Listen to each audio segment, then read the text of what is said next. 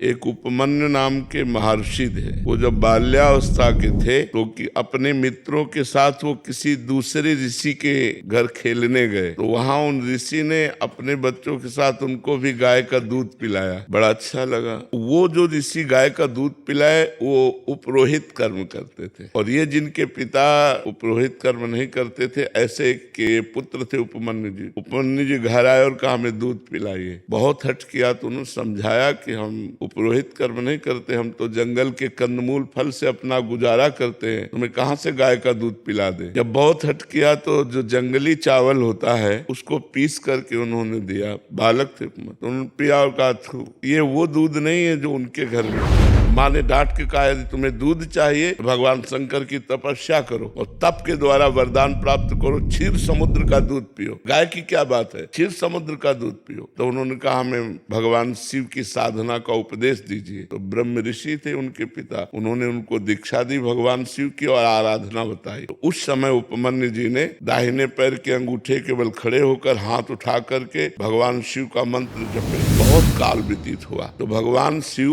उनके सामने शिव रूप में प्रकट नहीं हुए, देवराज इंद्र के रूप में प्रकट हुए, नंदिकेश्वर एरावत के रूप में, और भगवती अम्बा सची के रूप में, और जितने शिव पार्षद सब देवताओं के रूप में। और कहा वरम ब्रूहि, वरदान मांगिए। उन्होंने आंख खोला, देखा देवराज इंद्र, तो प्रणाम किया और कहा देवराज इंद्र मुझे आपसे कुछ नहीं चाहिए, मैं भगवान शंकर का भक्त हूँ, मैंने भगवान शंकर की आराधना की है, मुझे जो कुछ चाहिए वो शंकर से चाहिए। तो निंदा करने लगे, क्योंकि भगवान शंकर ही थे, सीता की भस्म लगाते हैं, मुंडों की माला पहनते हैं ऐसा। तो उनका सावधान, हमारे ही सामने हमारे इष्ट की यदि निंदा करोगे तो हमको असमर्थ मत समझो। मैं ऋषि बालक हूँ, अगर शाप दे दिया तो आप भी भस्म हो जाओगे। तो फिर वो निंदा शुरू कर दी, क्योंकि वो भगवान शंकर ही थे ना। तो उन्होंने कहा देवराज इंद्र अगर भगवान शंकर मुझे श्वान बना दे तो मुझे स्वीकार है, और तुम अपना देवराज इंद्र पद देना चाहो तो भी स्वीकार नहीं है। मैंने भगवान शंकर की आराधना की, अब एक भी शब्द अगर भगवान शंकर के प्रति बोले तो मैं दंड देने में समर्थ हूँ। फिर वो बोलने लगे, तब उन्होंने अघोर मंत्र का प्रयोग किया। ये मंत्र सिद्ध हो जाए तो किसी के भी ऊपर मारण, मोहन, वशीकरण, उच्चाटन आदि का,